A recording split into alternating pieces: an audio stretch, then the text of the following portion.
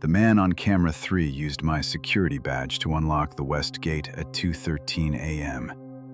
And he had my face, my uniform, and the same coffee stain on the left pocket I'd made less than an hour earlier. I was sitting in the guard booth at Cedar Ridge State Park outside Bozeman, staring at the monitor with my half-finished gas station coffee in my hand, trying to process what I was looking at. The West Gate was 3 miles from my station. There was no way I could be there and here at the same time. At first, I thought the camera feed had glitched and looped old footage, but the figure stopped halfway through the gate, turned toward the lens, and looked directly into it. He raised his hand slowly and tapped the badge clipped to his chest. My badge. Then the feed cut to static. I grabbed my own ID and checked the number. 4176. The same number was visible on the monitor before the signal died. I called Ranger Dispatch. No answer. Tried again, nothing but dead air and a faint clicking sound like someone tapping fingernails against the receiver. Cedar Ridge isn't some tourist-heavy national park. It's mostly undeveloped forest, a couple hiking loops, and an old fire lookout closed since the 90s after a storm collapsed half the structure. During spring and summer, they keep overnight security because college kids sneak in to party near the reservoir. Usually my shift was boring. Lock the campground gates at 11, monitor cameras until sunrise, maybe chase off drunk trespassers. But that night, every monitor in front of me flickered at once. When the picture stabilized, all 12 cameras were showing the same thing. The West Gate standing open. I checked the digital status board beside me. Every sensor still showed secured, locked, no breach detected. Then camera 7 blinked black for a second and came back online. A man was standing in front of it. Me again. This time he was closer. His face filled half the frame. He smiled, but it was wrong somehow, too wide, like he was stretching skin that didn't fit properly. He lifted one finger and pointed behind the camera. Then the feed went dead. Camera 7 covered the service road less than 200 yards from my booth. I stepped outside with my flashlight and the park-issued radio clipped to my belt. The summer air smelled like pine sap and wet dirt from the rain earlier that evening. The road was empty. No headlights, no movement. Then my radio crackled. "Unit 417. It was my voice. Perfectly mine, right down to the slight rasp I get after midnight. "He's outside." I froze. "Dispatch?" I said. Static answered, then my voice again, softer this time. "He knows where you are." The booth door slammed behind me, hard enough to rattle the windows. I spun around, but nobody was there. Through the glass, I saw the monitors changing one by one. Camera 1, empty booth interior. Camera 2, empty parking lot. Camera 3, the West Gate, open. Camera 4, the trailhead, empty. Camera 5 stopped on a frame that made my stomach drop. It showed the inside of the booth from the corner ceiling mount. And sitting in my chair, facing the monitors, was me. He reached for my coffee cup and took a drink. I yanked the booth door open. The chair was empty. The cup was still warm, but now it was full to the brim, like it had just been poured. My phone buzzed. Unknown number. The text was one sentence. "Stop watching the cameras." I backed out of the booth and nearly tripped over something on the concrete. My spare uniform shirt folded neatly. The left pocket had a fresh, wet coffee stain. I drove the utility truck straight to Ranger Station Alpha, about 10 minutes deeper into the park. The building was dark except for the emergency hallway lights. Dispatch should have had at least 2 people on overnight rotation. Inside, every desk was empty. Radios sat silent in their charging docks. One of the office computers was on, displaying the camera system. Every feed showed the guard booth, and every screen showed me standing in the station office, staring at the monitors. The timestamp was 5 minutes ahead of real time. In the footage, future me turned toward the office entrance. His expression shifted to panic. Then he ran. Half a second later, I heard footsteps sprinting down the real hallway behind me. Heavy, fast. I bolted out the side exit and jumped back into the truck. The footsteps hit the metal stairs just as I slammed the accelerator. In the rearview mirror, I caught a glimpse of someone standing under the station lights. Same uniform, same face. He wasn't chasing me. He just watched, smiling that stretched smile. I headed for the main entrance road, figuring if I could get to the highway, I could call county police. 2 miles from the exit, the truck died. No sputter, no warning. The engine just shut off. The dashboard clock reset itself to 2:13, exactly when I'd first seen him on camera 3. My radio hissed, "You left too early." My voice again. This time, there was another voice underneath it, whispering the same words a fraction of a second later. I got out and started running. The road curved through dense lodgepole pines, moonlight barely reaching the asphalt. Up ahead, I saw headlights and nearly cried with relief. A park patrol SUV. It slowed beside me. The driver's window rolled down. It was Ranger Collins. At least, I thought it was. His face was pale and slick with sweat, eyes darting to the woods. "Get in," he said. "It copies whoever watches the feed too long." I didn't ask questions. I climbed in. As we sped toward the exit, he explained in clipped bursts. The old fire lookout had burned in 1997. The night guard on duty had monitored the cameras alone. He reported seeing himself on one of the trail cams. He disappeared before dawn. Since then, every few years, someone on overnight rotation saw it. It started with the West Gate, then the cameras, then the copies. "Why hasn't anyone shut this place down?" I asked. Collins didn't answer right away. He just kept staring ahead. Finally, he said, "Because the copies don't leave the park." Then the SUV's headlights illuminated the main gate. It was closed. Chained. Impossible. I'd opened it at the start of shift. Hanging from the center was a sign I'd never seen before. "Night staff check-in, 2:13 a.m. Below it was a clipboard with dozens of signatures. Every single one was mine. Collins slammed the brakes. "Don't look at me," he said. "Whatever you do, don't." I looked anyway. The driver's seat was empty. The SUV was still moving. It rolled slowly toward the gate while I scrambled for the handle. The interior lights snapped on. Reflected in the windshield was my face, grinning impossibly wide from the back seat.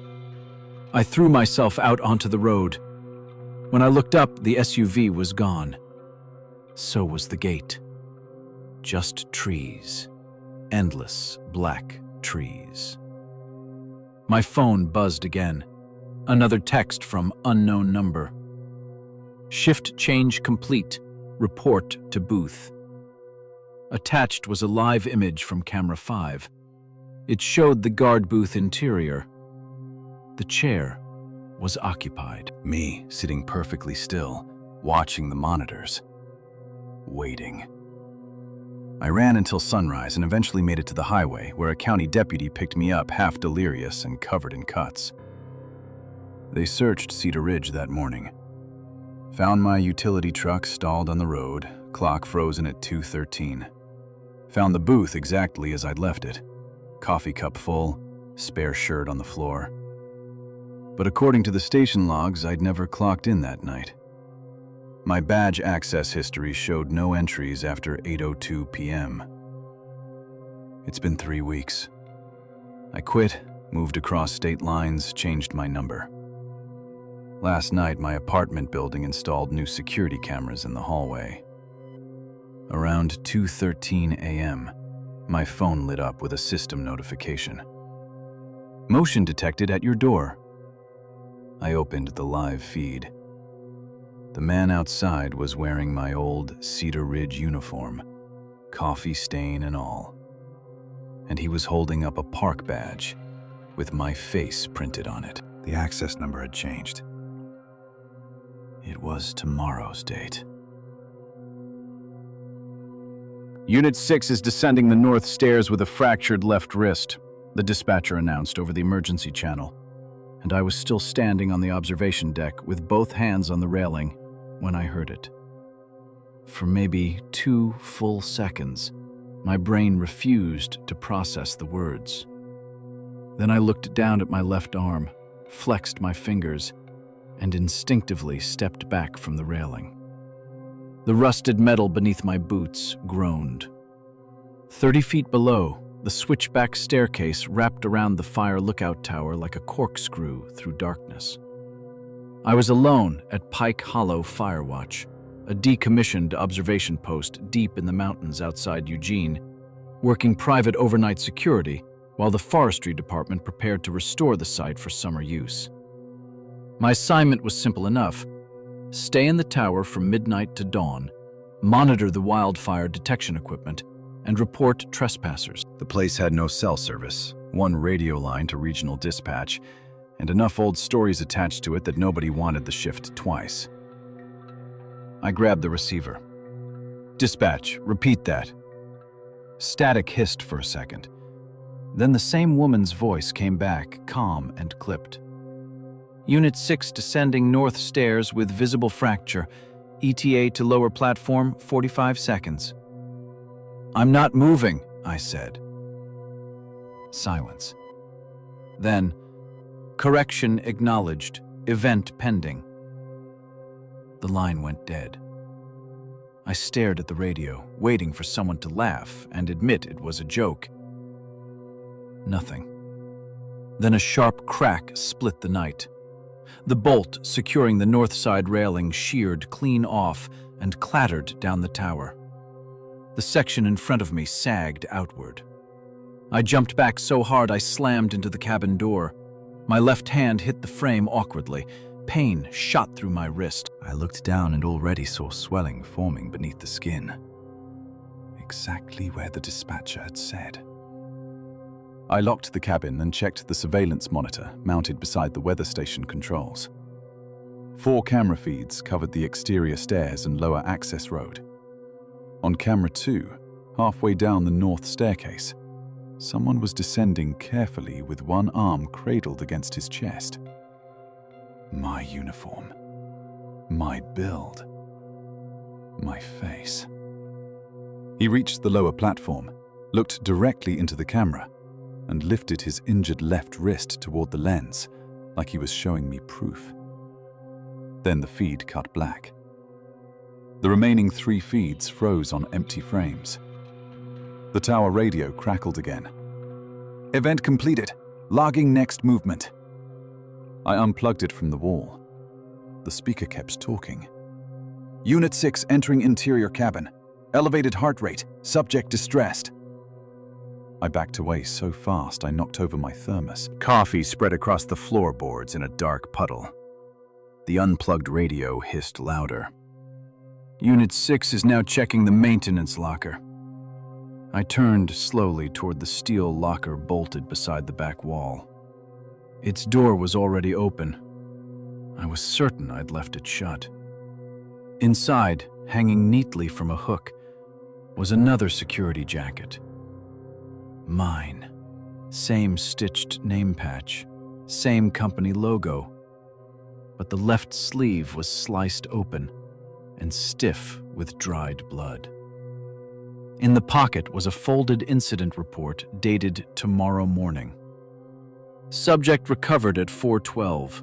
Cause of fall, evasive action. The signature at the bottom was mine. The first instinct was to run, but the tower was nearly 70 feet above the ground, and the north stairs were compromised. The south stairs were the only safe route down. I grabbed my flashlight and pushed into the stairwell. The emergency bulbs cast everything in weak orange light. As soon as the cabin door shut behind me, footsteps echoed from below. Slow, deliberate. Someone climbing upward. I froze and angled the flashlight down the center shaft. Nothing visible past the second landing. Then, the footsteps stopped. The radio clipped to my belt, still powered off, buzzed with static. Unit 6 has begun descent via south stairs. The first impact hit the underside of the landing beneath me, hard enough to shake dust from the bolts. Then another. Something was climbing fast. I ran upward instead, taking the narrow ladder to the roof hatch. Cold spring wind hit my face as I emerged onto the tower top. From there, I could see the tree line stretching black for miles, moonlight reflecting off the reservoir to the east.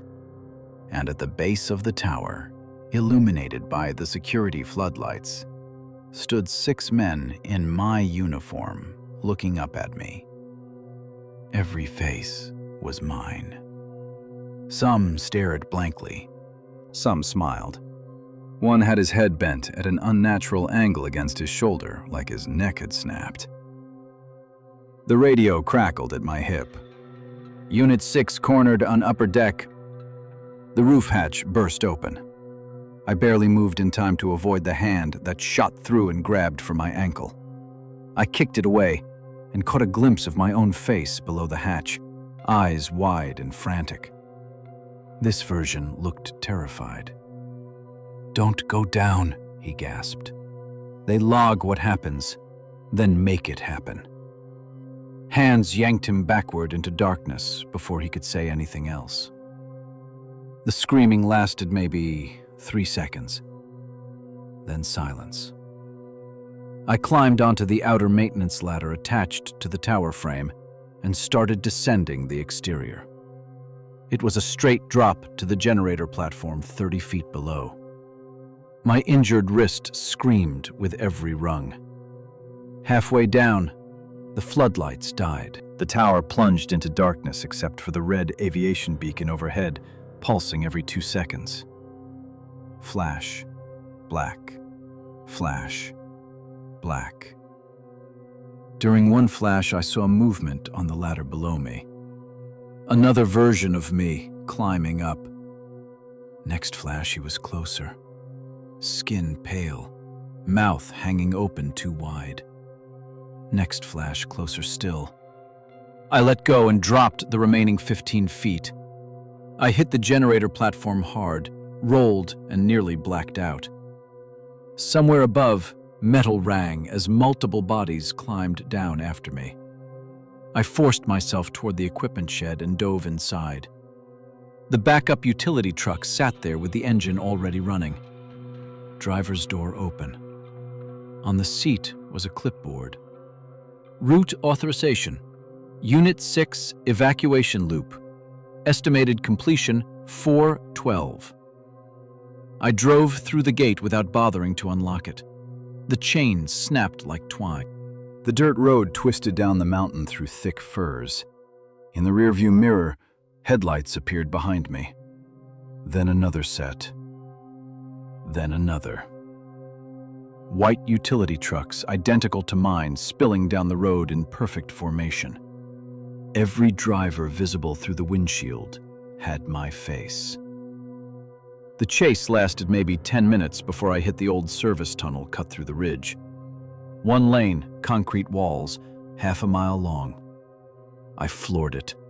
The moment I entered, every light inside switched on at once.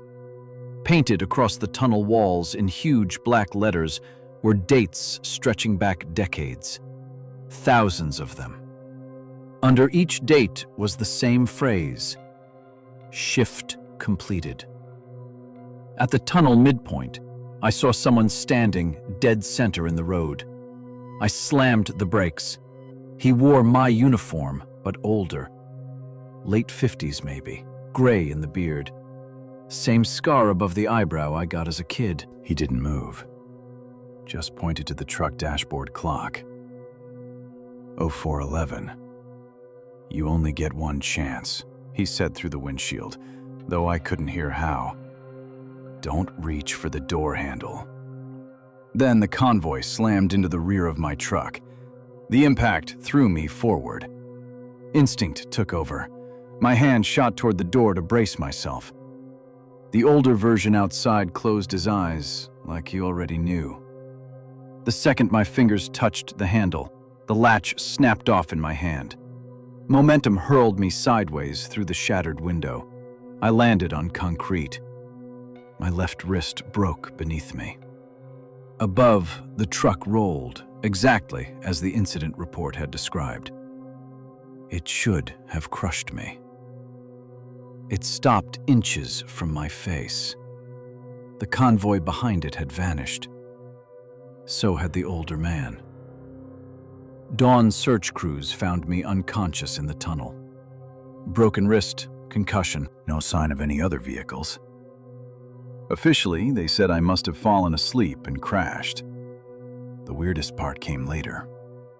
When they reviewed the tower radio logs, there was no dispatcher audio at all. Just one voice, making time-stamped incident reports every few minutes. Mine. I quit the next day. 2 months later, while signing final exit paperwork at company headquarters, I passed a bulletin board listing new overnight assignments. Pike Hollow had a replacement. Unit 7, under employee photo, was my younger brother, starting next Friday. I ripped the notice down and drove straight to his apartment. He wasn't home. His building manager said he'd already left for training upstate. Last night, at exactly 4:12 a.m., my powered-off old work radio activated from the box in my closet. Through the static, a calm, familiar voice announced, "Unit 7 has begun descent with a fractured left wrist. Event pending."